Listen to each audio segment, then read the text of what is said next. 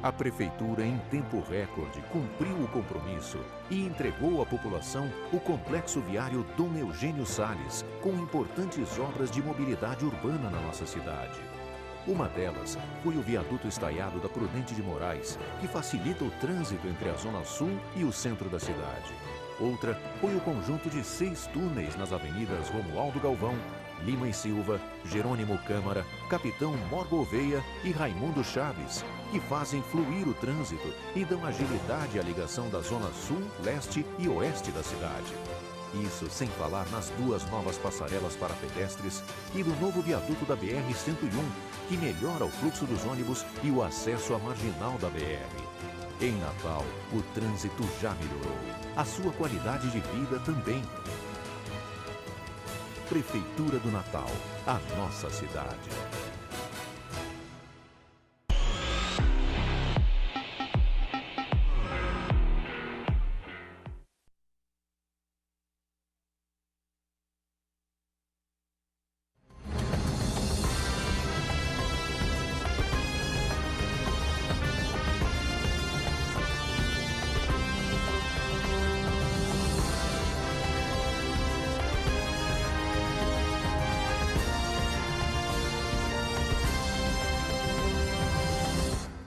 Olá, boa tarde. Começa agora o RN em Debate na TV União.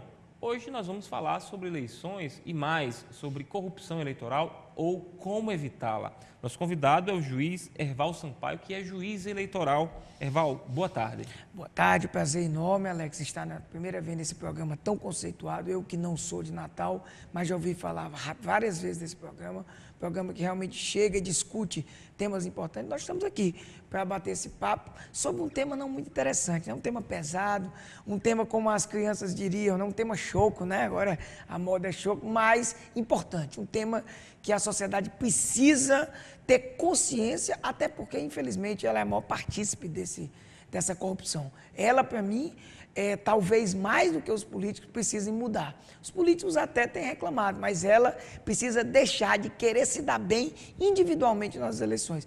E é isso que nós estamos à disposição aqui para esse bate-papo com um amigo. É isso aí, vamos lá. O juiz Herval Sampaio lançou o livro Abuso de Poder nas Eleições, Ensaios. Abuso de poder na eleição, o que é que o senhor aborda no livro? Verdade, esse livro que eu tenho, inclusive, é uma das minhas armas, não é? Já eu vou falar sobre ele, porque os meus críticos estão dizendo que eu estou querendo aparecer para vender livro. Impressionante, né?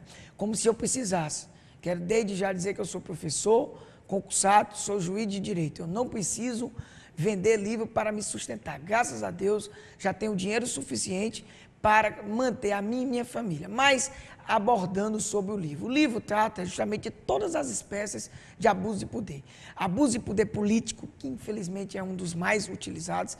Quem está no poder tende muitas vezes a usar a máquina, a chamada máquina estatal. Então nós trazemos vários casos infelizmente reais, casos que aconteceram em cidades que nós trabalhamos, em especial nessas últimas eleições municipais, mas que infelizmente retrata a realidade da maioria das cidades do país. Tratamos do abuso do poder econômico. Quem é que duvida que infelizmente é a força do dinheiro, é a força desse poder econômico? São os chamados caixa 2, 3, 4, que dominam, ou seja, os mandatos nesse país, regra geral, não estou generalizando, são efetivamente comprados. É a força desse poder econômico, então nós trazemos vários casos também nessa linha. Outro tipo de abuso, Alex, esse é um dos que eu entendo hoje que tem o maior benefício eleitoral. É o abuso do uso indevido dos meios de comunicação, ou o abuso do poder midiático. Nós sabemos que a informação hoje é um dos bens mais importantes que qualquer pessoa tem em qualquer das áreas. Não seria diferente na área eleitoral. Muitas vezes, um espaço dado na mídia para um determinado candidato, por mais que aquela emissora seja punida, por mais que o candidato seja punido, o benefício eleitoral para ele é atingido e não tem como se equiparar, desigualando a busca da isonomia do processo. Então, nós trazemos vários casos de abuso do poder midiático, justamente para conscientizar o eleitor. Tratamos também da compra de votos, né? A captação ilícita, né? As condutas vedadas, a captação ilícita que tanta preocupação nos traz, porque é um crime tão complicado de se combater, porque a própria sociedade é também sujeito ativo. Na hora que ela solicita ou recebe, na hora que ela quer se dar bem individualmente, ela é tão corrupta, é tão criminosa quanto o político. E, por fim, a gente dá um destaque especial à questão da prestação de contas, Alex. Eu tenho me preocupado demais, com todo respeito, já de quase 16 anos como juiz eleitoral. Eu penso que a justiça eleitoral, que eu me orgulho demais de fazer parte dela, me orgulho muito e procurarei sempre estar ao lado dela como soldado do Tribunal Regional Eleitoral, ela precisa avançar, a legislação precisa avançar no tema prestação de contas, porque hoje o candidato finge que presta conta e muitas vezes a justiça finge que homologa as contas prestadas. Por quê? Porque não há um controle material, um controle substancial dessas contas. Os candidatos já informam bem abaixo, gastam muito mais e não há qualquer controle, muitas vezes, desses gastos. Por isso que, há algum tempo, eu tenho fiscalizado pessoalmente, eu mesmo vou às ruas com todas as críticas, pode continuar criticando, entendo que o poder de polícia me permite isso, e mais, quando julgo essas contas, analiso substancialmente se aquilo que foi informado corresponde à realidade do que se está nas ruas. E nós tratamos vários casos de prestação de contas que, dentro do abuso do poder econômico, também, eu diria, fazem com que haja uma total desigualdade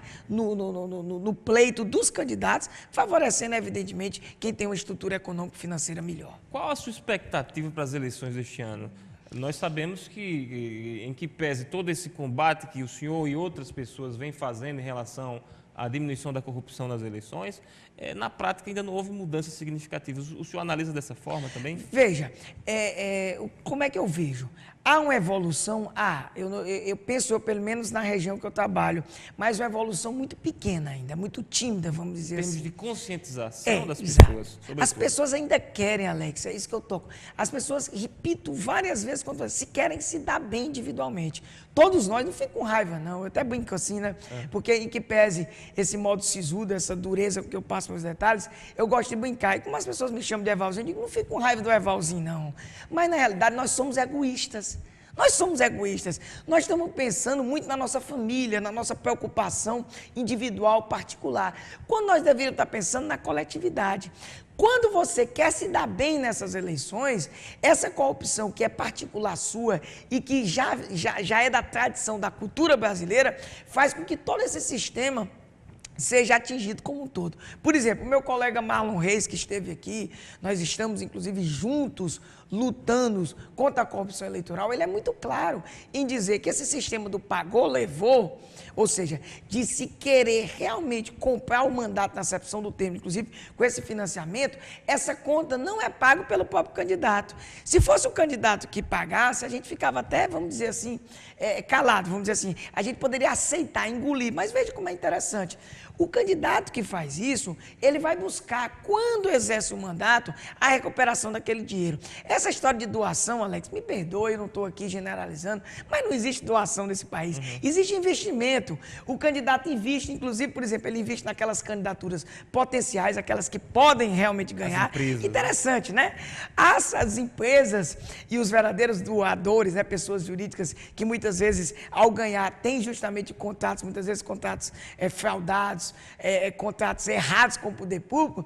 Interessante, né? Eu jogo uma pergunta aqui, um bate-papo. Por que elas não doam, né? Doam, na realidade investem nos candidatos nanicos, né? Com a expressão que eu detesto, mas vamos usar para o pessoal entender. Por quê? Porque ela sabe que esse candidato não vai chegar e ao não chegar ao poder, ela não vai ter como retirar aquele lucro de voto. E muitas vezes o sistema é tão cruel que a empresa vai buscar o lucro pretérito e o lucro futuro. E há uma situação, inclusive, inimaginável. Com todo respeito, não estou querendo generalizar, mas esse sistema é tão cruel, repito, que muitas vezes as obras que financiam esse sistema sequer saem do papel. Algumas saem com má qualidade, outras não saem para papel. Tá aí a realidade, você pode ver quantas vezes você denuncia na sua labuta diária esse tipo de situação. Aí eu estou inventando? Não, eu estou tratando de uma realidade que eu chamo nesse meu livro de triste realidade da politicagem brasileira, que todos nós, sociedade brasileira, o povo em especial e os próprios políticos, porque tem políticos sérios, precisam se tocar. A expressão é dessa e tentar mudar essa triste realidade. Diante de tudo isso que nós sabemos, nós estamos acompanhando as suas observações, o seu trabalho, o seu livro, a sua atuação pessoal firme na justiça eleitoral. Que tipo de agenda pode ser proposta ao país para a gente modificar essa realidade, Herval? Veja, a primeira coisa, tá? É o eleitor, por exemplo, pessoal, doutor, traga propostas concretas que o eleitor pode mudar. Primeiro, votando consciente. É uma conscientização dos eleitores. A conscientização dos eleitores, para mim, eu acho importantíssimo. Muitas pessoas falam, e eu também falo, da reforma do sistema político. Eu não gosto nem de reforma eleitoral ou reforma política. É reforma do sistema.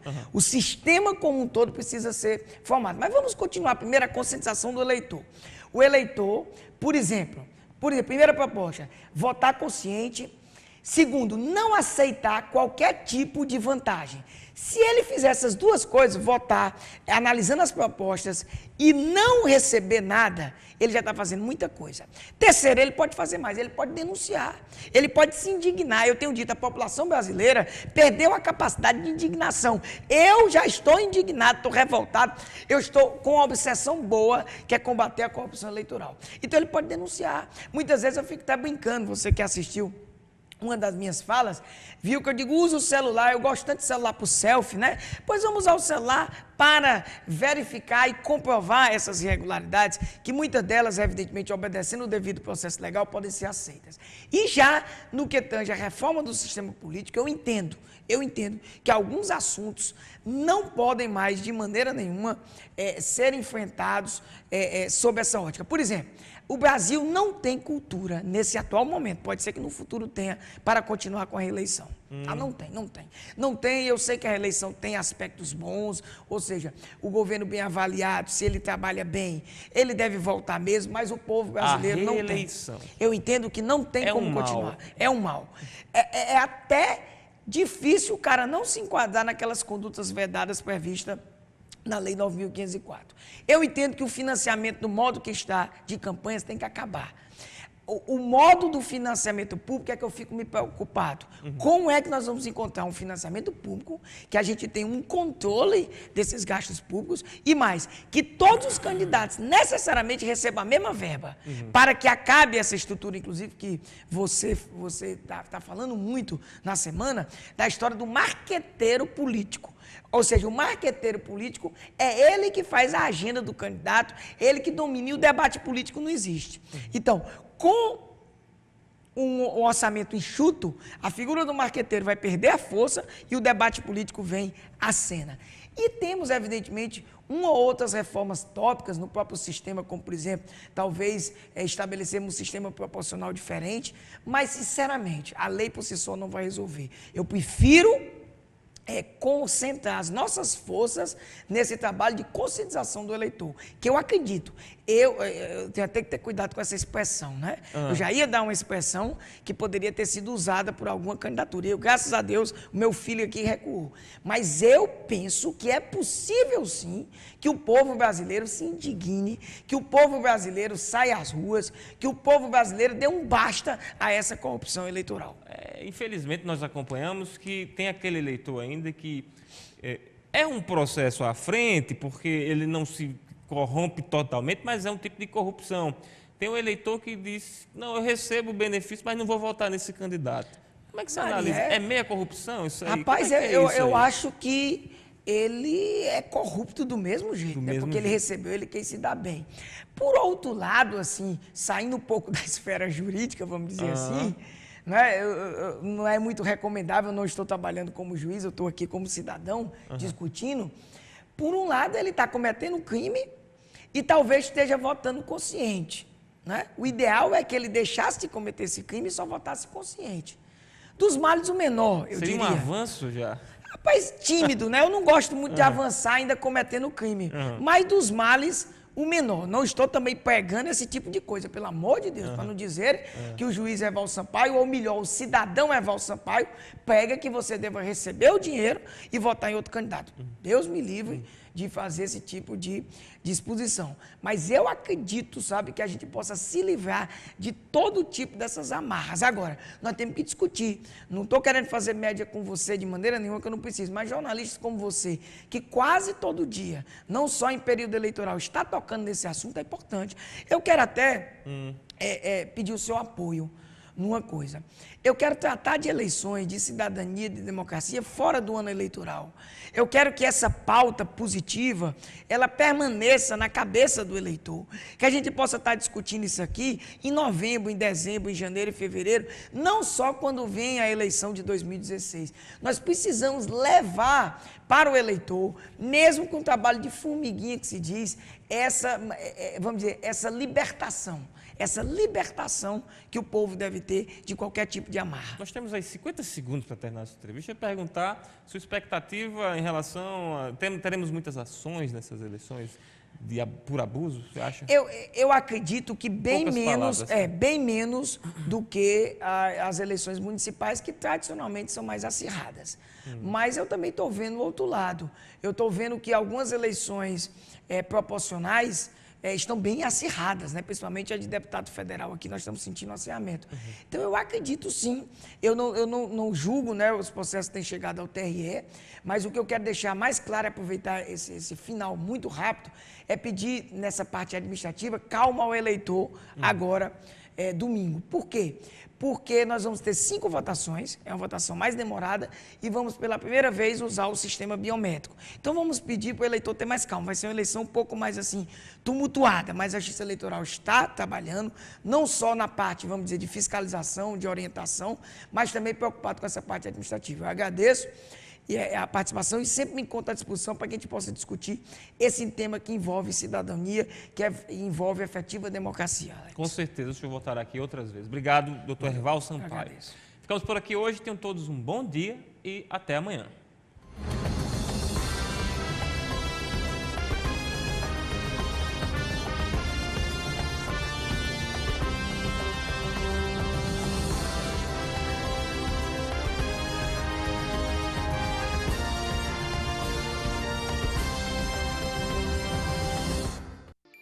Nas terças, a partir das 22 horas, você assiste o programa Em Nome da Lei.